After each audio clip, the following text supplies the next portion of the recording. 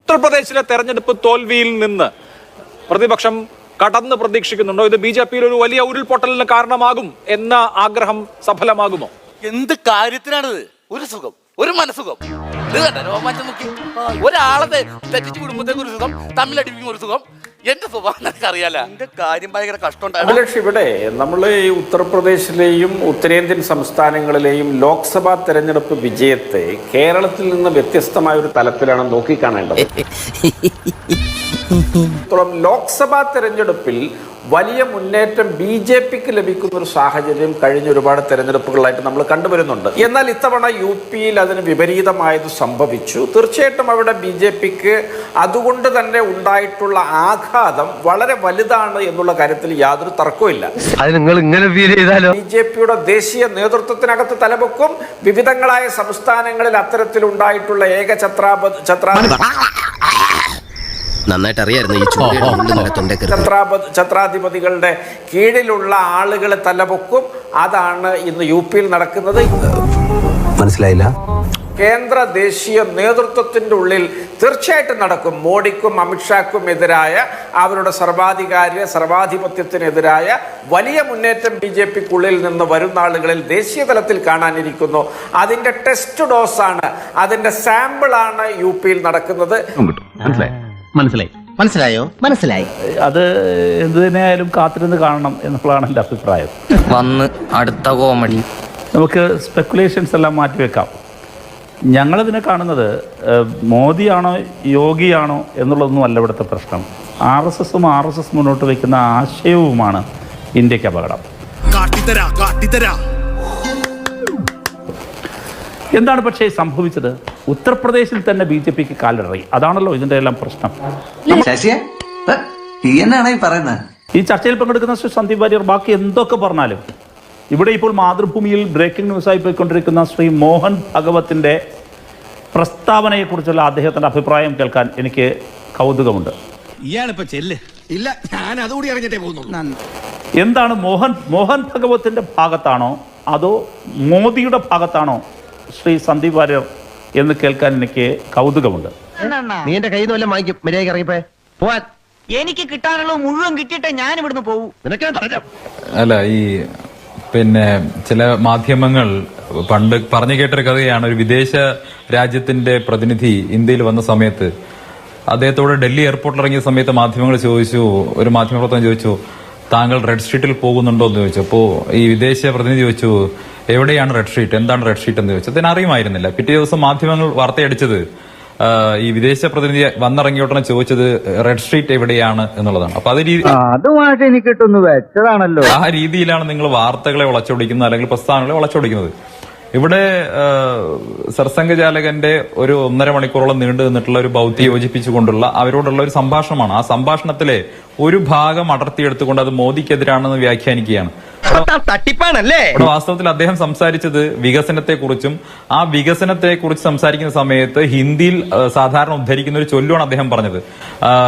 വികസനത്തിനൊരു അവസാനമില്ല, ആ വികസനത്തിന് എവിടെയാണോ ഫുൾ സ്റ്റോപ്പ് ഇടാൻ പറ്റുന്നത്, അങ്ങനെ ഫുൾ സ്റ്റോപ്പ് ഇടാൻ പറ്റില്ല. ഒരു വശം എത്തിക്കഴിഞ്ഞാൽ പിന്നെ അതിന്റെ അടുത്ത തലത്തിലേക്ക് എത്തണം, പിന്നെ അതിന്റെ അടുത്ത തലത്തിലേക്ക് എത്തിക്കണം. അതിനെ സൂചിപ്പിക്കുന്ന ഹിന്ദിയിലുള്ള ഒരു ചൊല്ലാണ് അദ്ദേഹം അതിൽ പറഞ്ഞത്.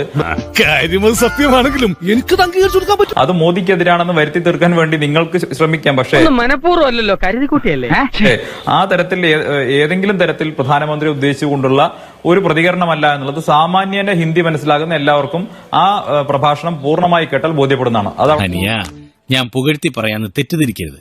ഇതുവരെയുള്ള അനുഭവം വെച്ചിട്ട് പറയുക, ഈ വക കൂതറ കളി കളിക്കാൻ നിനക്കല്ലാതെ മറ്റാർക്കും സാധിക്കും. അതവിടെ നിൽക്കട്ടെ. രണ്ടാമത്തെ കാര്യം, ഇവിടെ കോൺഗ്രസിന്റെ പ്രതിനിധിയും CPM-ന്റെ പ്രതിനിധിയും ഒക്കെ ബി ജെ പി എന്തോ തെരഞ്ഞെടുപ്പിൽ തോറ്റു നിൽക്കുന്നത് പോലെയാ പറയുന്നത്. ആന്റി ഇൻകംബൻസി ഫാക്ടർ ഉണ്ടെങ്കിൽ ഞങ്ങൾ പരാജയപ്പെടണമായിരുന്നു. ഇവിടെ മൂന്നാമതും ഒരു പ്രീ പോൾ അലയൻസിന്റെ ഭാഗമായി നരേന്ദ്രമോദിക്ക് അനുകൂലമായിട്ടുള്ള ജനവിധി ഉണ്ടായി. 300-ലധികം സീറ്റുകൾ NDA സർക്കാരിന് കിട്ടി. മോദിയെ പ്രധാനമന്ത്രിയാക്കാൻ വേണ്ടി ജനങ്ങൾ വോട്ട് നൽകി. അദ്ദേഹം വീണ്ടും പ്രധാനമന്ത്രിയായിരിക്കുകയാണ്.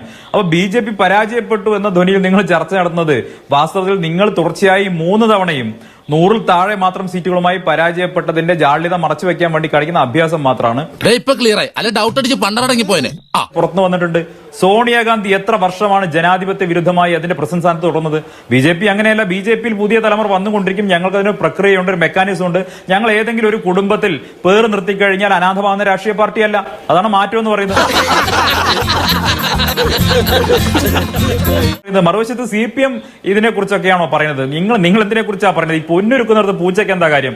വല്ല കാര്യമുണ്ടോ? എന്തിനാണ് ഇങ്ങനെ ഇല്ലാന്ന് നടക്കണേ? നിങ്ങൾ കേരളത്തിൽ സംഭവിച്ചിട്ടുള്ള തെരഞ്ഞെടുപ്പ് തിരിച്ചടിയെ കുറിച്ച് നിങ്ങൾ കൃത്യമായിട്ടുള്ള അവലോകനം നടത്തുന്നുണ്ടോ? വേണ്ട. ബംഗാളിൽ നിങ്ങൾ തുടർച്ചയായി തോറ്റ് തൊപ്പിയിട്ടുകൊണ്ടിരിക്കുന്ന പൂജ്യത്തിലേക്ക് തുടർച്ചയായി നിങ്ങൾ എല്ലാ തരത്തിലും പൂജ്യം അടിച്ചുകൊണ്ടിരിക്കുന്ന ബംഗാളിൽ ഗോൾഡൻ ഡക്ക് അടിച്ചുകൊണ്ടിരിക്കുന്ന ബംഗാളിനെ കുറിച്ച് നിങ്ങൾ ചർച്ച ചെയ്യുന്നുണ്ടോ?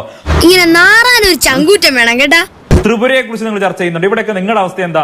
നിങ്ങൾ 30-35 പതിറ്റാണ്ടുകൾ ഭരിച്ച കാലമല്ലേ, നാടുകളല്ലേ? അവിടെ നിങ്ങൾക്ക് എന്ത് സംഭവിച്ചു? നിങ്ങൾ അവിടെ ഒന്നും ഒരു ആത്മപരിശോധന നടത്തുന്നില്ല. നിങ്ങൾക്ക് തിരിച്ചു വരാൻ നിങ്ങൾക്ക് ആഗ്രഹമില്ല. നിങ്ങൾ ഇരുന്ന് മറ്റുള്ളവരെ ഉപദേശിക്കുന്ന തിരക്കിലാണ്.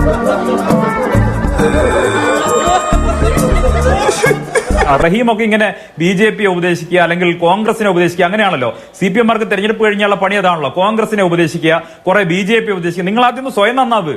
ഒന്ന് പേടിപ്പിച്ച് വിട്ടാൽ മതി, ഞാൻ ശരിയായിക്കോളൂ. സ്വയം നന്നാവാൻ വേണ്ടി വല്ല ലേഹ്യം ഉണ്ടെങ്കിൽ വാങ്ങി കഴിക്ക്. അങ്ങനെയെങ്കിലും CPM നന്നാവട്ടെ.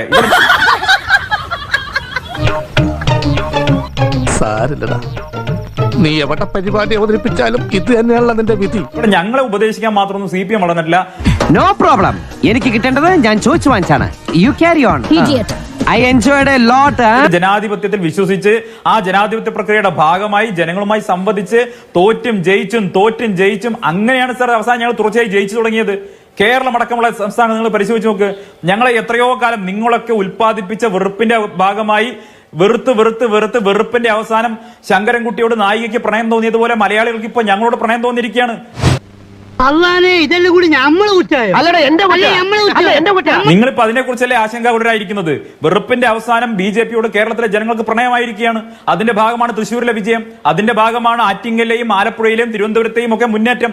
നിങ്ങൾ അതിനെക്കുറിച്ചൊക്കെ ആശങ്കപ്പെട്ട് BJP-യുടെ കാര്യത്തിൽ ഞങ്ങൾ കൃത്യമായിട്ടുള്ള പരിപാടികളുമായി ഞങ്ങൾ മുന്നോട്ട് പോയിക്കോളാം. എന്തായി പള്ളർത്തി കിട്ടിയപ്പോ മതിയായില്ലേ? പൊതുജനങ്ങളുടെ ശ്രദ്ധയ്ക്ക് 2 ദിവസത്തിനകം ഞാൻ കൂടുതൽ ശക്തി ആർജിച്ച് ഇവിടെ തിരിച്ചെത്തുമെന്ന് ഊന്നി പറയുകയാണ്. മതി ഞാൻ വന്നിട്ട് തരാട്ടോ.